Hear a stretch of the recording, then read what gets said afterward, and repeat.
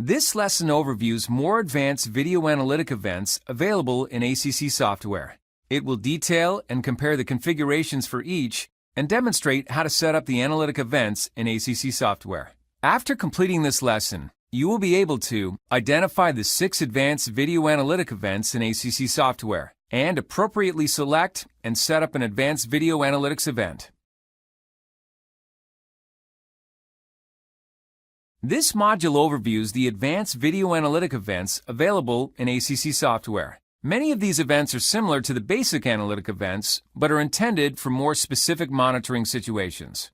After completing this module, you will be able to identify the different advanced video analytic events. This feature is available in these editions of ACC software.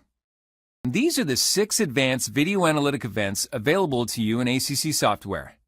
The Object Appears or Enters Area event activates once for each classified object in the ROI. This classified object can appear from within the ROI or enter from outside the ROI. This analytics event may be useful when you want to be notified when an object crosses into or appears within an ROI. For example, this event could trigger an alarm when people enter an ROI from a stairway included within the ROI, or enter by crossing into the ROI itself.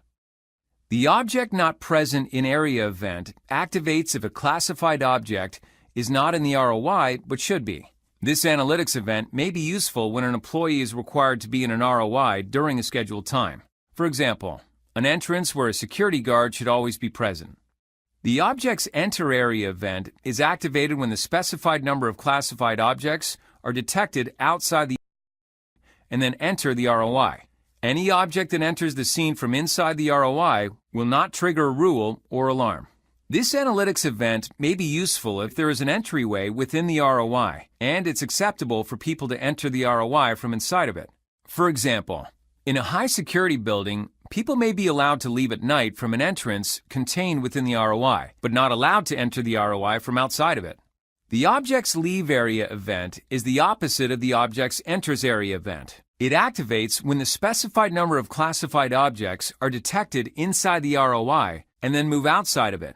Note that both analytics event types require the ROI to be smaller than the FOV. This analytics event may be useful if you need to make sure objects remain in the ROI.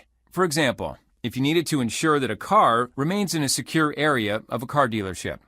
The Object Stops in Area event activates if a classified object is detected moving within the ROI and then stops moving for a specified time. If multiple objects stop in the area, an event is activated for each one. This event may be useful in a case where objects are not allowed to stop in an area. For example, in a fire lane where cars are not allowed to park. The Direction Violated event activates for each object that moves in the prohibited direction within plus or minus 22 degrees. One event is activated for each classified object. This event may be useful in a case where objects must move in one direction. For example, the ROI could be monitoring a one-way street where cars are only allowed to travel in one direction. To sum up, this module overviewed the advanced video analytic events within ACC software. Many of these events are similar to the basic analytic events, but are intended for more specific monitoring situations.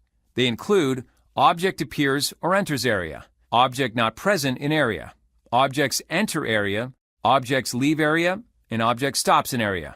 Event configurations and their setup in ACC software will be covered later in this course.